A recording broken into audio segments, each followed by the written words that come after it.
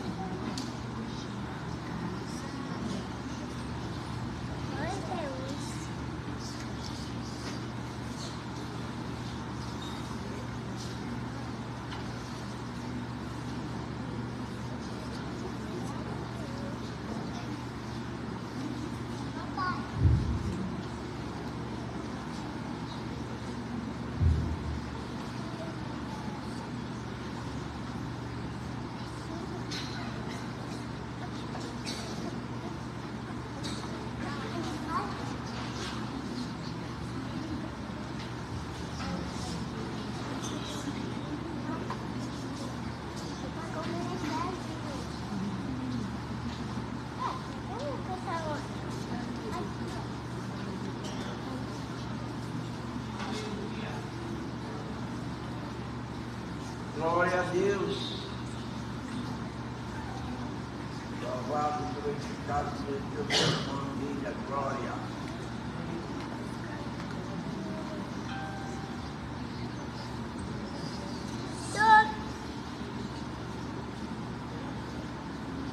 Deus te abençoe. Mãe,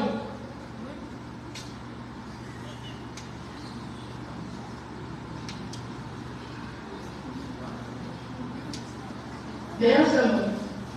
Deus te abençoe.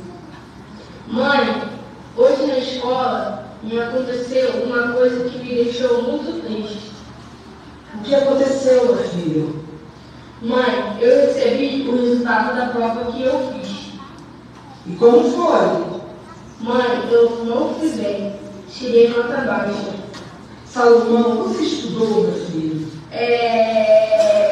Não estudei, mãe. Mas agora estou preocupado e muito triste. Meu filho, você precisa fazer a sua parte. Jesus é contigo. Tá, Aí o quê? Jesus! Tenho certeza que ele não passou por nenhuma aflição, nenhuma angústia. Afinal de contas, ele é o Filho de Deus. Sim, meu filho. Ele é o próprio Filho de Deus. Porém, não foi assim como você estava pensando. Sério, mãe? Sim. Jesus começou seu ministério, reuniu seus discípulos, a muitos curou e libertou. Sério? Sim, meu filho. Porém, lhe foi revelado que o seu tempo aqui na terra estava acabando. E sobre ele lhe veio uma profunda tristeza.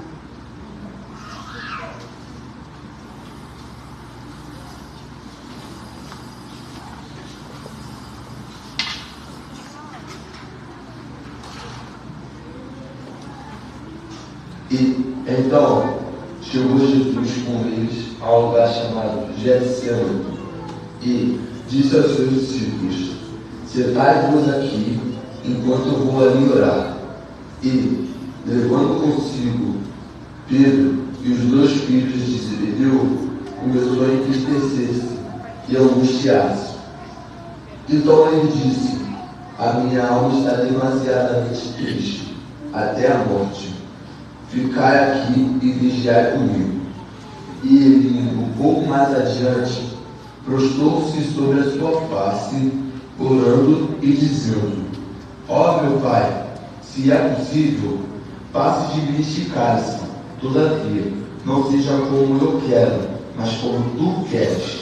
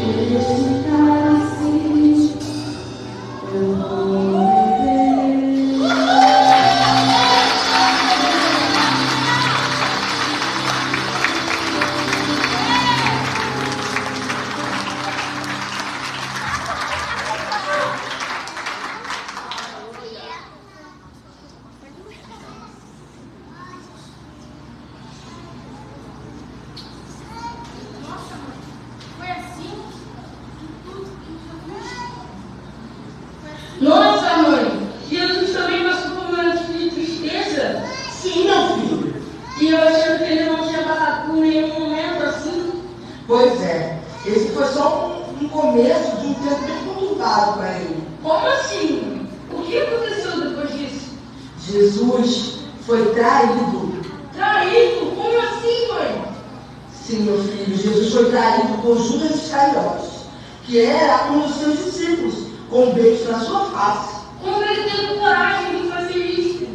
Meu filho. Porém, ele não foi o único que traiu Jesus. E, de certa forma, todos eles, em algum momento, cometeram algo assim. Nossa, mãe! Sim, vou te falar de Pedro, que o negou 3 vezes. 3 vezes, mãe?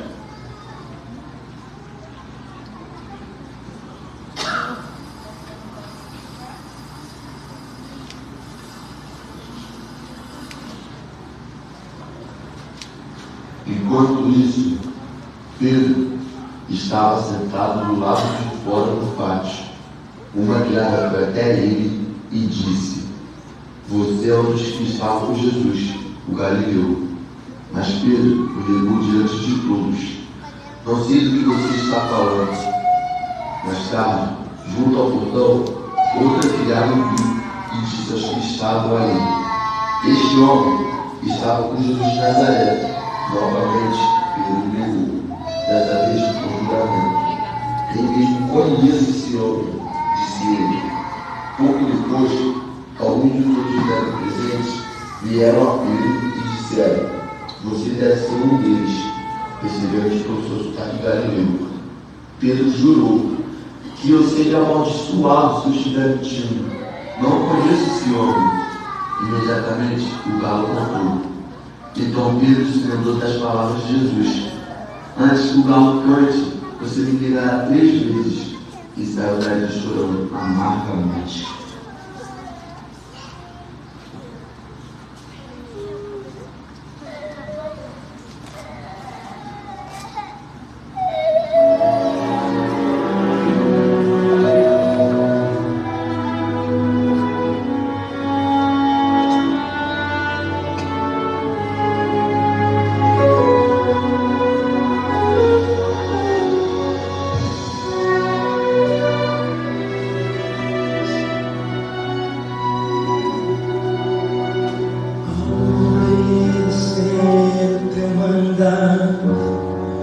Mal sabia o teu céu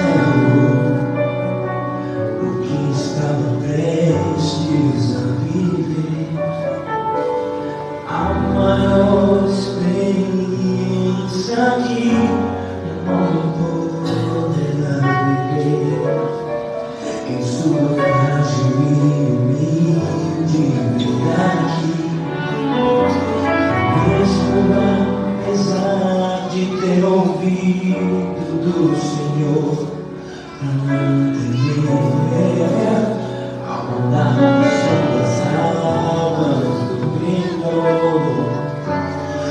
Ele não tomado pelo medo, começou a crescer e sem saber o que fazer, amor em alto glória. Jesus, salva-me, Jesus, salva-me, Jesus, pois são tuas mãos, porém me resgatar, Jesus. Salva-me, Jesus, salva-me, Jesus, pois já não consigo reagir a meu Jesus. Salva-me, Jesus, salva-me, Jesus, tua voz, tua palavra calma e tempestade posto é Senhor Jesus.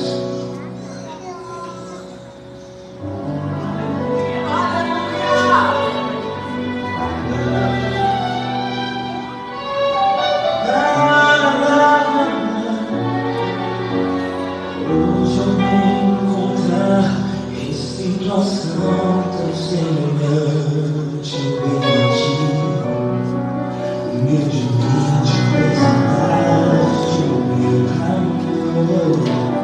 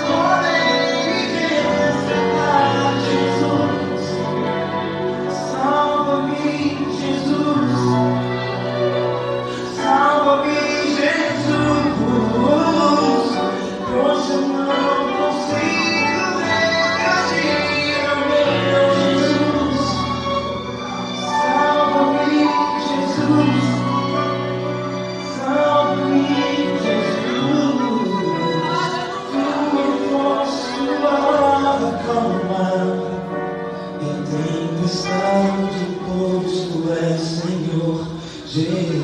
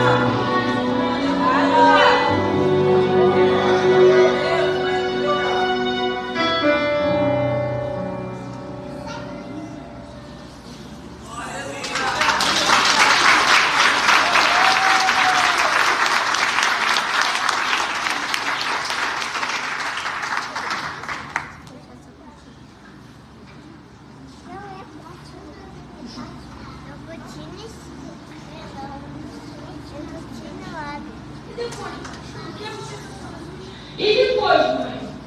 O que aconteceu com Jesus?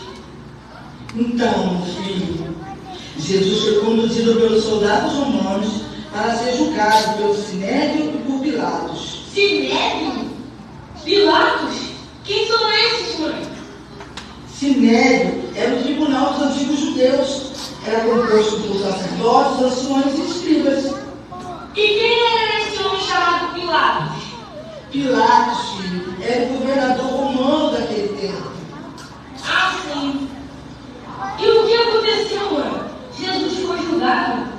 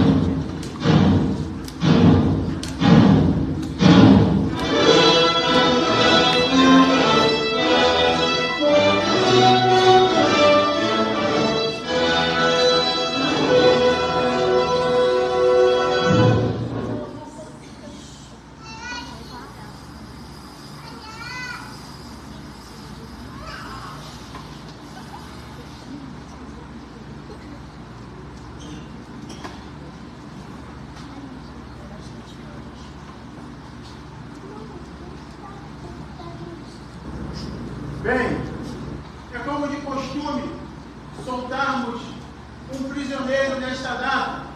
Aqui à minha direita está Jesus, o rei dos judeus, e à minha esquerda, Barrabás. A quem que vocês querem que eu solte?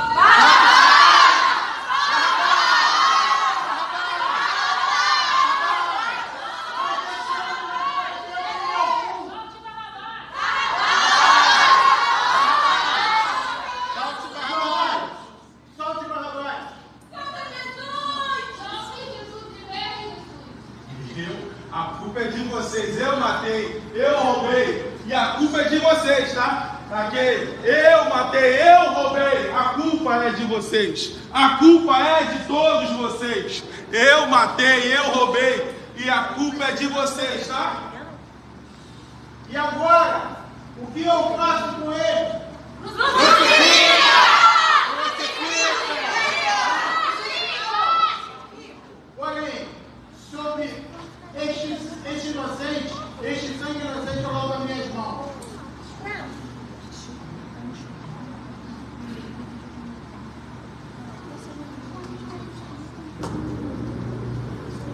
Ah!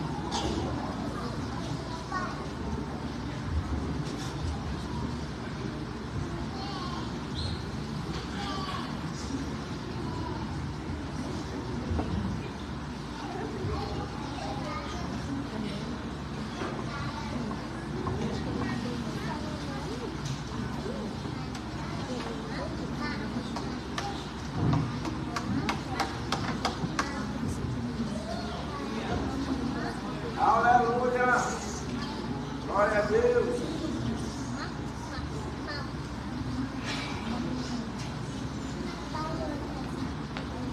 Bendito Senhor, glória.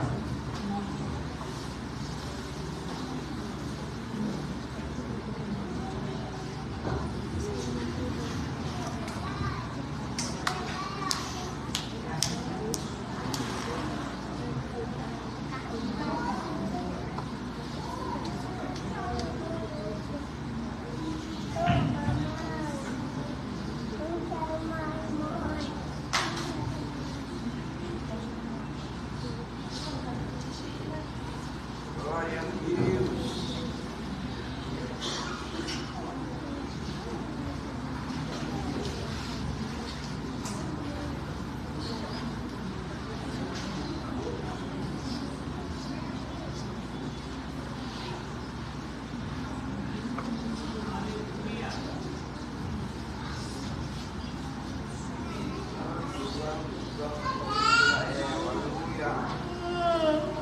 Ah, não, mãe. Foi assim que Jesus morreu? Isso. Porque ele tinha que morrer. Isso tudo foi suficiente? Sim, foi suficiente.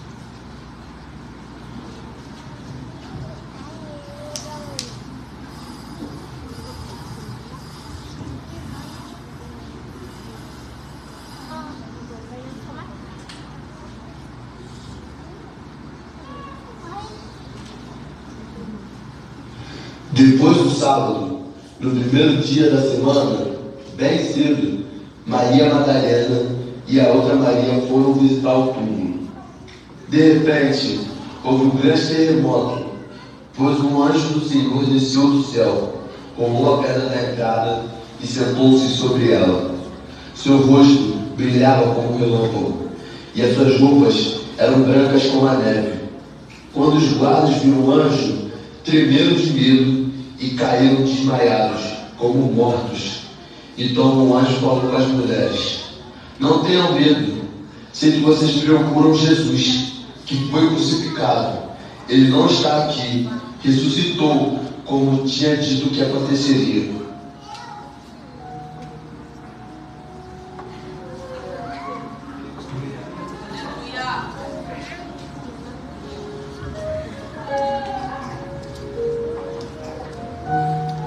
Glória a Deus.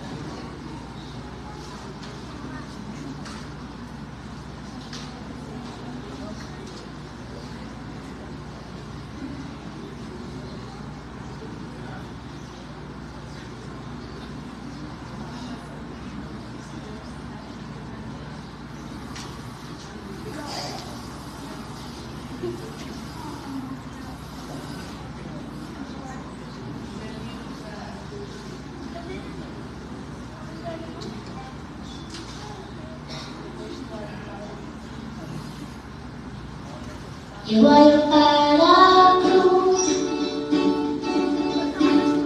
na cruz eu vou. Se você foi baixíssima, tua obra voltar. Meu Salvador, na cruz mostrou.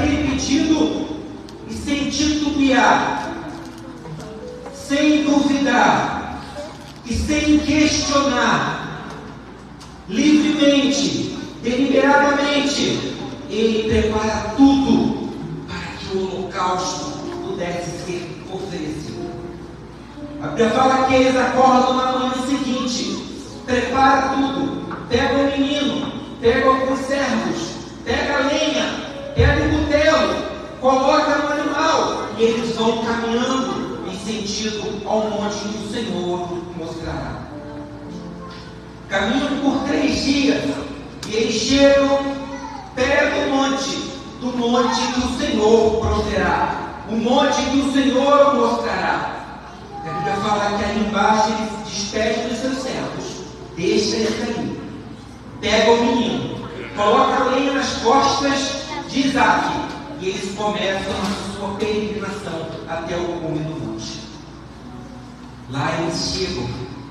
Abraão prepara o altar do sacrifício, prepara a lenha, coloca o menino deitado sobre aquela lenha. E a Bíblia fala que Isaac pergunta para o seu pai: meu pai, a lenha está posta, o cutelo já está na sua mão, e o cordeiro para o sacrifício. Abraão simplesmente se limita em falar para o seu filho: o Senhor proverá para si o sacrifício. E aí, meus irmãos, eu quero pensar com você: o cutelo na mão de Abraão, ponto a ser deferido fatalmente naquele menino, para que o sacrifício fosse oferecido. Mas eu digo para você que aquele cutelo, ele não chegou até o fim.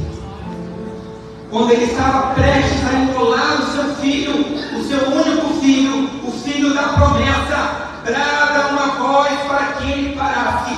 E do nada aparece ali o carneiro para ser sacrificado. E a Bíblia fala que ele levanta Isaac daquele altar. E ali eles oferecem aquele carneiro para ser sacrificado.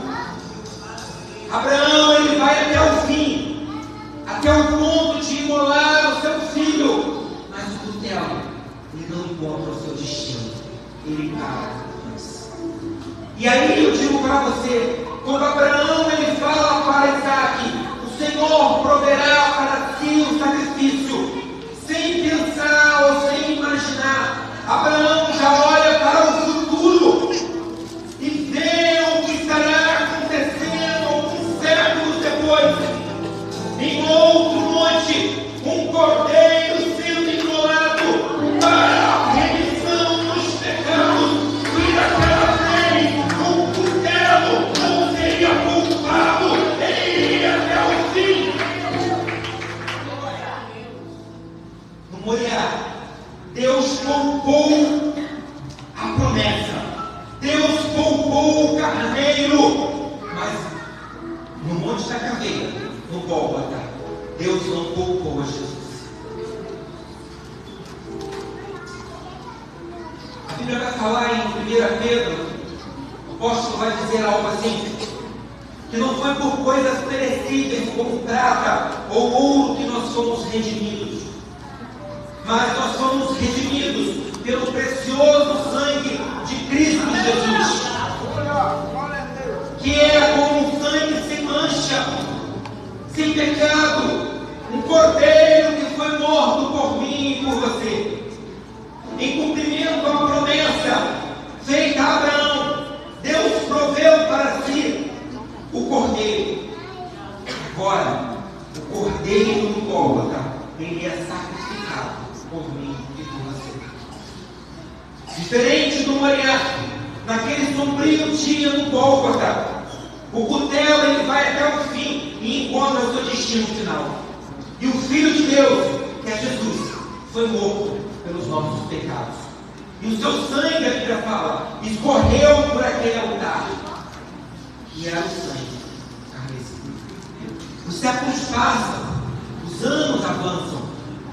Um povo é cativo no deserto por 4 gerações, 400 anos aproximadamente. E o povo clama por um libertador. Até que então surge Moisés, o libertador do povo de Israel. E a Bíblia fala que Deus tira aquele povo com um braço forte, coloca eles sobre suas asas e faz eles voarem, passando por cima de todos os seus opressores e sendo liberto da mão dos seus inimigos. Institui então a Páscoa. Êxodo capítulo 12 vai nos dizer claramente sobre isso. O holocausto, o sacrifício é feito para que eles pudessem lembrar anualmente da vida que eles tinham e de uma nova vida que Deus estava proporcionando para eles. Então, Páscoa para eles não é a Páscoa que nós celebramos hoje, a morte e a ressurreição de Cristo. A Páscoa para o povo judeu era a libertação do momento de escravidão a qual eles viveram por 400 anos aproximadamente, e a liberdade que eles podiam usufruir a partir de então. Então Deus oferece a este povo libertação, salvação e uma nova vida. Libertação. Êxodo vai dizer no capítulo 6, no versículo 6 assim: por isso diga aos israelitas, eu, o Senhor, eu os livrei do trabalho imposto pelos egípcios, eu os libertei da escravidão. Deus garantiu a eles salvação. O versículo 7 vai dizer: eu os farei meu povo, serei o Deus de vocês, então vocês saberão que eu sou o Senhor. Deus garantiu a eles uma vida nova. O versículo 7 vai dizer: e eu os farei entrar na terra que com mão levantada eu jurei dar a vocês. Então Deus proveu para eles liberdade, salvação e uma nova vida. O tempo mais uma vez passa, gerações se avançam. Chega então o tempo de Jesus. Jesus nasce, vive, prega. O profeta Isaías vai dizer algo muito interessante: que ele nasce e cresce como um broto tenro, saído como de uma árvore, raiz de uma árvore seca. E ele vai dizer ainda que ele não tinha boa aparência. Nada que nós pudéssemos ser atraídos por ele. Não tinha majestade, não tinha nenhum esplendor. E ele fala que em seu momento de dor e sofrimento, Jesus fica tão desfigurado que ele deixa de ter a semelhança de um homem. De tanto sofrimento a qual Jesus passou. Quantos estudiosos, meus irmãos, preste atenção.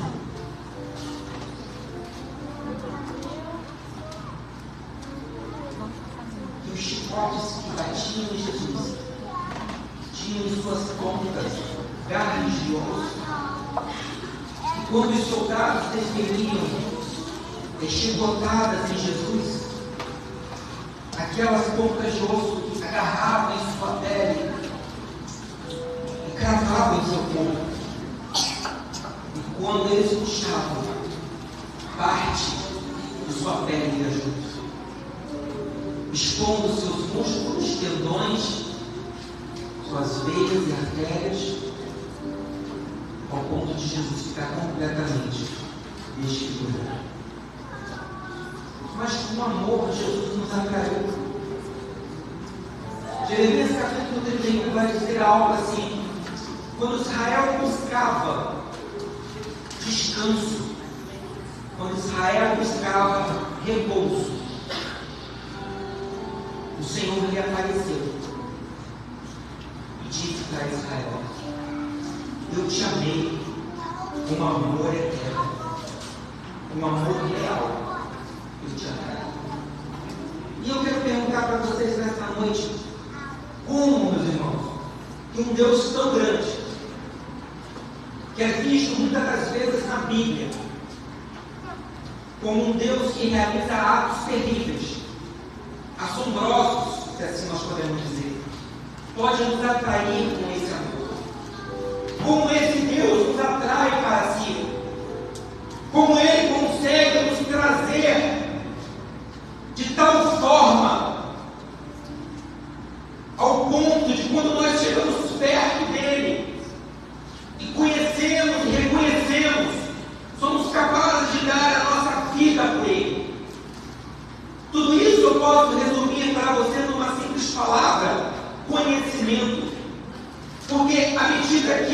nos aproximamos dele, como diz o autor de Hebreus, nós o conhecemos, e passamos a crer que ele existe, e se torna galardoador daqueles que o buscam. O profeta Oséias vai dizer que o Senhor nos conduziu, sabe, em laços de bondade, e ele se inclinou para nós e nos alimentou, nos deu comida, nos deu nova vida, satisfez aquela fome que nós tínhamos, aquela sede que nós sentíamos. O Senhor se inclinou para mim e para você. Então, para muitas pessoas, Deus é essa pessoa dura, Deus é essa pessoa impenetrável, Deus é essa pessoa que eu nunca vou poder me aproximar, porque os seus atos são terríveis. Ele rechaça aqueles que se aproximam, mas não. Esse pensamento era o pensamento que o povo de Israel tinha. Quando o Senhor se manifestava em glória e em poder, a Bíblia fala que era tão terrível aquela visão, mas era maravilhosa. E a Bíblia fala que o povo de Israel tinha medo, e eles não se aproximavam do monte do Senhor. Ao ponto do povo falar para Moisés assim: fale você com ele, e nós falaremos com você. Esta é essa ideia que nós temos de Deus hoje. Aquele Deus tão terrível, aquele Deus que amedronta, aquele Deus que quer que eu fique longe dele, seja qual for o meu pecado. Mas não, meus irmãos, Deus se manifesta em glória, e Deus ele quer que nós nos aproximemos dele e venhamos conhecê-lo de uma íntima, sabe, de intimidade mesmo, para que nós possamos verdadeiramente conhecê-lo e caminhar com ele. E aí, à medida que nós caminhamos e conhecemos esse Senhor, a Bíblia vai falar na oração sacerdotal de Jesus, que quando nós conhecemos a esse Deus, passamos a caminhar com ele, algo acontece em nossas vidas, e aí eu não preciso passar dessa vida para a morte, para viver a eternidade, porque o próprio Cristo nos garantiu, lá em João capítulo 17, versículo 3, que a vida eterna é esta. A vida eterna é esta. Quando nós o conhecemos, Jesus orou, Pai, que eles te conheçam, o único Deus verdadeiro, e a Jesus Cristo, a quem tu enviaste. Começa aí a vida eterna para nós. A vida eterna se inicia quando eu abro o meu coração e passo a conhecer esse Jesus. A vida eterna é garantida. A vida eterna começa. Jesus nos salvou quando ainda éramos inimigos de Deus. Foi muito bem ensinado aqui. Aquelas vozes, naquela sexta-feira, sabe? As bocas quando gritavam, hosana nas alturas ao Filho de Deus. Dias depois estavam dizendo, crucificam, crucificam. Preferimos um bandido, um ladrão, a esse Jesus. Crucificam, crucificam. E não tinha boa aparência. Não tinha nada de bonito que pudesse nos atrair a ele. E eu posso dizer para vocês que a justiça falhou. E ele foi levado. Jesus foi espancado, torturado, maltratado. Cravaram uma coroa de espinhos em sua cabeça. Cuspiram no rosto do Filho de Deus. E o levaram para ser crucificado numa cruz sagrada. Madeiro lavrado, pregos pesados. Foi onde Jesus foi pendurado. Há uma canção antiga que diz que eu queria saber que madeira foi usada. Que madeira foi usada. De repente, se ela soubesse para qual fim ela seria utilizada, ela mesma choraria. Se o martelo que bateu o cravo soubesse para qual função ele estava sendo destinado aquele dia, de repente se negaria. Foi numa cruz sangrenta como essa que Jesus morreu. E o plano de Deus foi até o fim. O plano maior foi demonstrado com amor. E era o plano de Deus. A Bíblia fala esmagar Jesus. Para que nós tivéssemos os nossos pecados perdoados. O seu altar foi a cruz. O monte foi o monte da caveira. O seu Pai, o Deus eterno. Essa era a mesma certeza, irmãos, que Abraão tinha lá no passado no Monte Moriá. Mesmo que houvesse a necessidade e o cutelo fosse até o fim e o menino fosse morto, Abraão acreditava, cria, que Deus poderia trazer Isaac de volta. E essa era a mesma esperança que pairava naquele dia ali no Gólgota. Destruam este templo, que em 3 dias ele reerguerá novamente. Naquele momento, naquele Gólgota, a esperança era essa. Morrendo o Filho de Deus, em 3 dias, o Deus Pai lhe traria a vida novamente. Se quando éramos inimigos de Deus, fomos reconciliados com Ele mediante a morte do seu Filho. Antes, nós estávamos separados de Deus, como disse Paulo, carta aos Colossenses, em nossas mentes, pela formatura que vivíamos. Éramos inimigos de Deus, mas agora nós somos reconciliados pelo corpo físico de Jesus Cristo, por sua morte, pelo seu sacrifício. Mas desde que nós continuemos alicerçados na verdade, como diz o Evangelho, como diz a palavra de Deus, firmes nessa fé, e não nos afastemos dessa bendita esperança.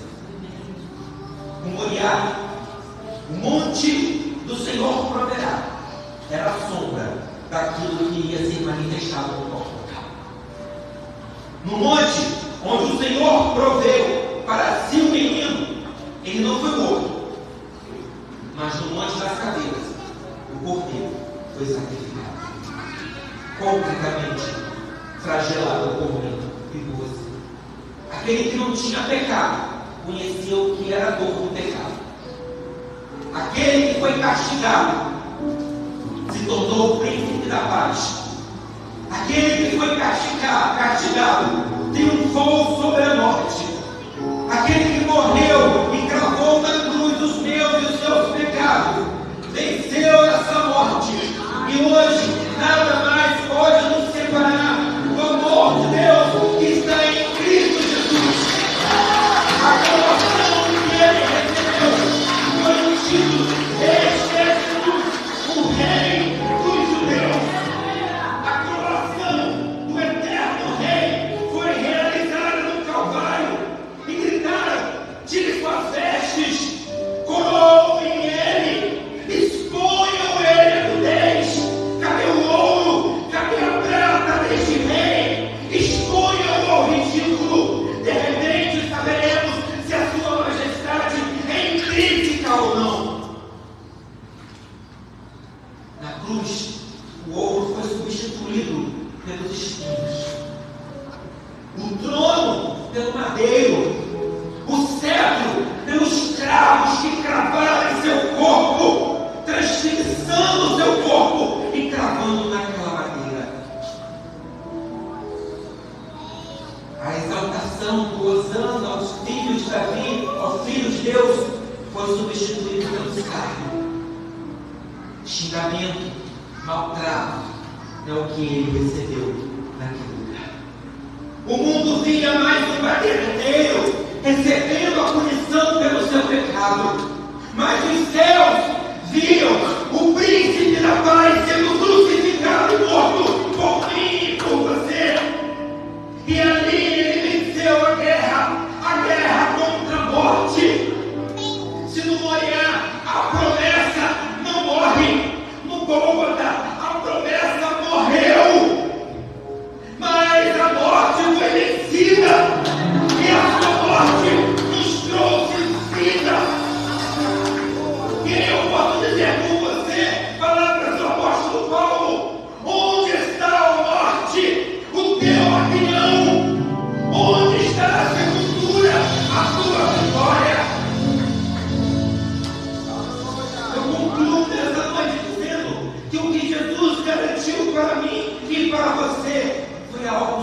superior.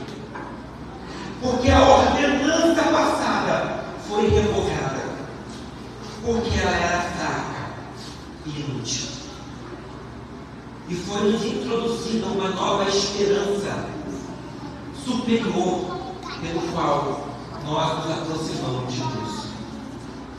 E Jesus se tornou mediador dessa bendita esperança, porque Ele é capaz de salvar definitivamente, como disse o autor de Hebreus, aquele que por dele se aproxima de Deus.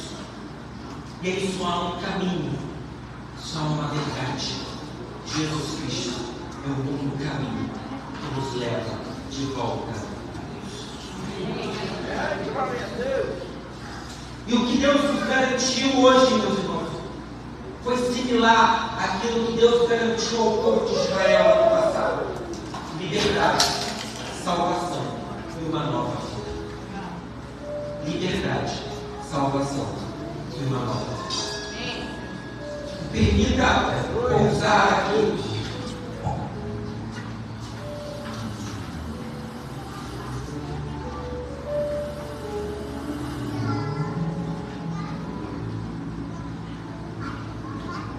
Não foi por meio de sangue, de bode, de novilho, mas foi pelo próprio sangue. A Bíblia fala que Ele entrou no Santo dos Santos. E desta vez não foi o Santo dos Santos construído por mãos humanas. E a Bíblia fala que Jesus era pendurado na cruz.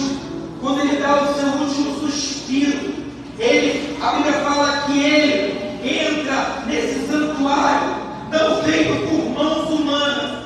A Bíblia fala que Ele entra no próprio céu e Ele rasga o véu do templo que separava a nova aliança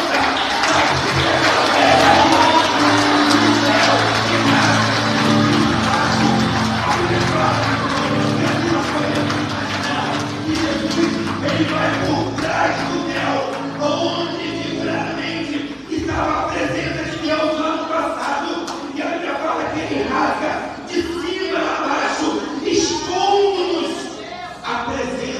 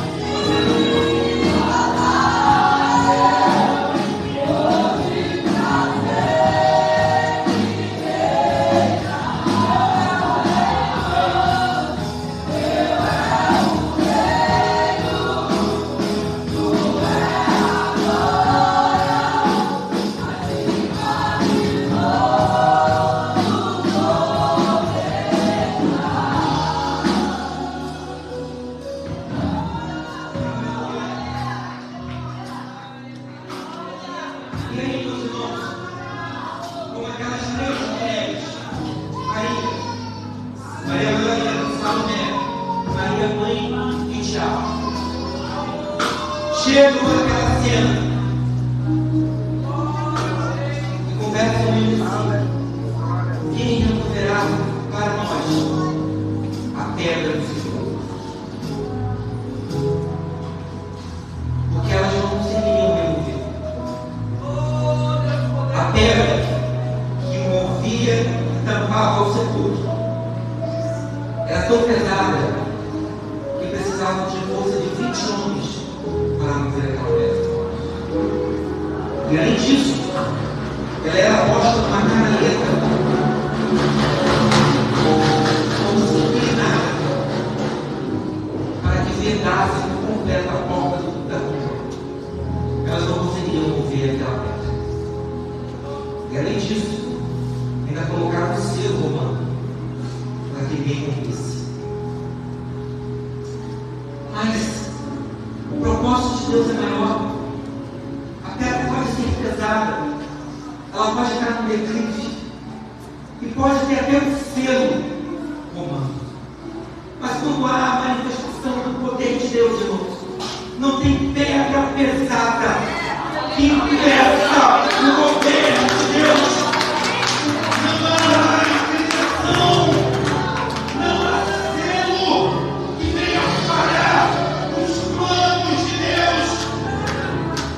Não há. E elas chegam diante daquela rua e veem: cadê a pedra? Cadê a pedra? Elas não precisaram se esforçar nada. E elas veem um homem de branco. Falam assim para elas: ei, não tenha não tenha medo. Aquele que vocês estão procurando ressuscitou. Vejam, entrem. Vejam o lugar onde colocaram.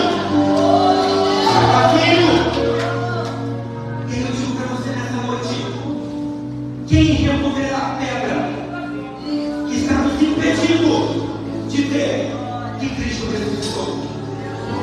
Qual é a pedra que está te impedindo de olhar para essa tumba e ver que ali não existe mais corpo algum, porque o Salvador ressuscitou? A pedra está te prendendo nesta noite, meu querido, a uma vida que te leva à cegueira espiritual e impede de você ver a salvação que está viva e está posta diante de você nesta noite. Permita que essa pedra se mova, permita que essa pedra saia e se lance. Não tenha medo, não tenha medo, porque o que Deus fará por mim e fará por você, nem olhos viram, nem ouvidos ouviram, nem jamais chegou ao nosso entendimento. Deus está preparando para mim e para você.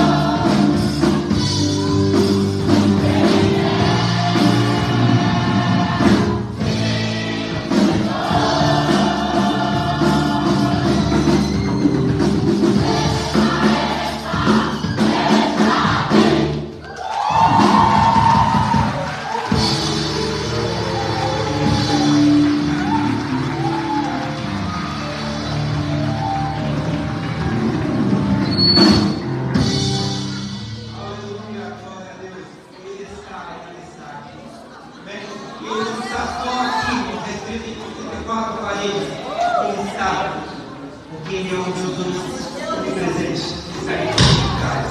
Amém? Louvado seja Deus nessa noite. Irmãos, eu poderia terminar. Sai não, terminar. Tem todos aqui? Tem todos? Todos da peça? Vem, irmão, quem participou? Por favor.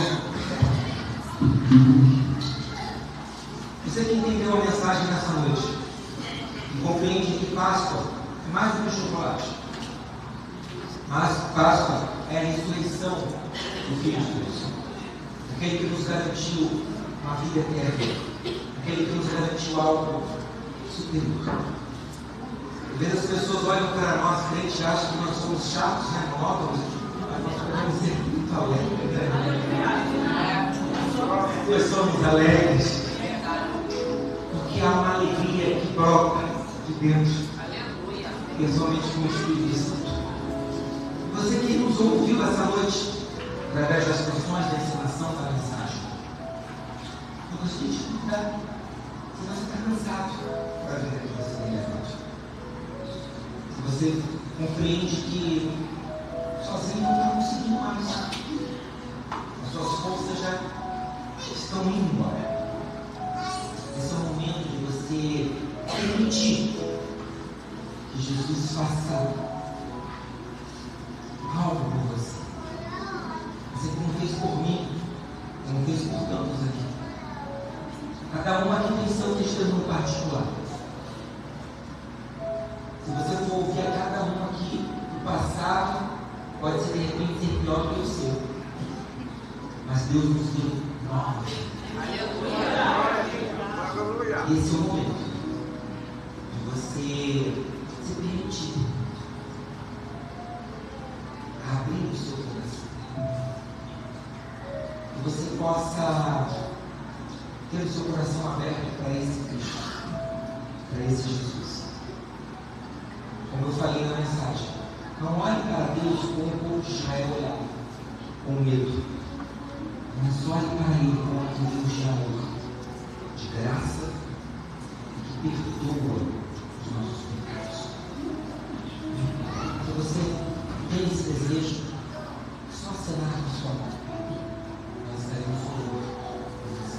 Vamos me alongar, porque a hora já está começar. Deus te abençoe. Deus te dê uma outra oportunidade que essa presença vá com você, para você. Amém? Deus te abençoe.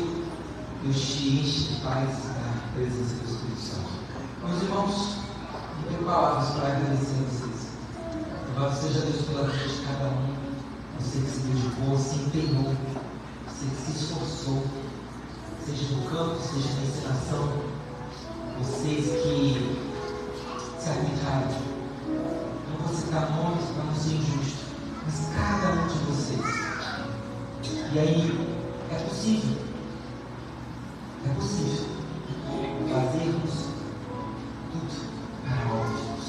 Quando nós nos damos as mãos, quando nós rompemos as barreiras, quando nós deixamos as indiferenças de lado, é possível fazer para a glória de Deus. É possível fazer para que o nome do Senhor seja engrandecido. Porque isso aqui não é outro lugar, senão a casa de oração. E a casa de Deus. Amém? Muito obrigado por vocês. Deus abençoe. Gostaria que a igreja aplaudisse.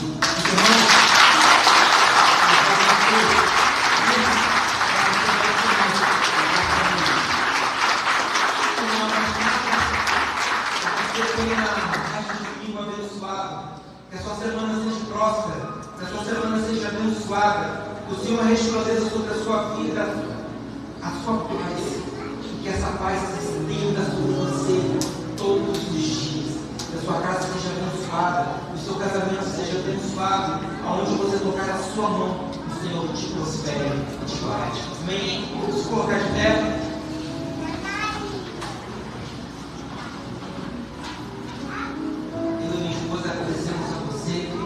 Agradecemos essa igreja, agradecemos o coral, agradecemos a todos por esse dia maravilhoso e ímpar nas nossas vidas. Muito obrigado por tudo. Pai, nós te louvamos nesta noite e bendizemos ao Senhor, porque a morte tu venceste, e hoje a tumba vazia está. O véu que tu rasgaste, e a separação que nós tínhamos do trono da graça de Deus foi vencida. Aquela aliança antiga foi cancelada, e pelo teu sangue nós pudemos adentrar ao sublime. Obrigado, meu Deus, pelo teu sacrifício. Obrigado, Jesus, por tua morte de cruz. Obrigado pelo Senhor ter suportado aquela flagelação no meu lugar, porque tudo aquilo era para mim, mas o Senhor tomou o meu lugar, se fazendo maldito por mim, provando da separação de Deus, porque cravou em seu corpo os meus pecados. E hoje nós exaltamos aquele que vive e reina pelos séculos dos séculos, aquele que foi coroado de glória, aquele que está sentado no trono de majestade, e nada pode roubar do Senhor essa posição. Ao Senhor que venceu a morte e triunfou sobre potestades e principados, nós glorificamos ao Senhor e bendizemos a Jesus Cristo, ao Rei dos Reis, ao Leão da tribo de Judá, aquele que era, que é e que é de ser para todos sempre, o único Deus verdadeiro, aquele que é tudo reto. Assim como os irmãos do passado viram o Senhor subindo, olhos verão o Senhor retornando para buscar uma igreja santa, pura, para ser para todos sempre a sua noiva. Glorificamos ao Senhor nesta noite e bendizemos pelo teu sacrifício, o sacrifício de hoje. Muito obrigado por esse domingo que tivemos, muito obrigado por esse culto, obrigado por tudo que foi feito aqui, porque foi para a sua glória. Leva-nos em paz até os nossos lares, nos guarde e nos livra de todo mal.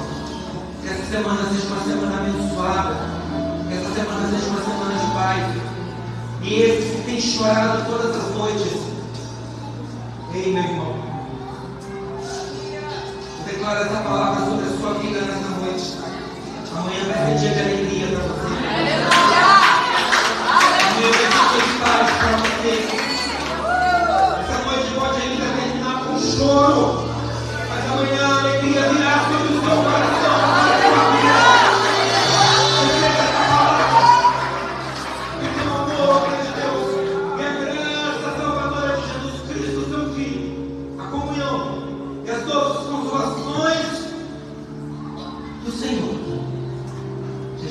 Desta igreja, não somente hoje, mas para todo sempre. Que o povo de Deus diga amém.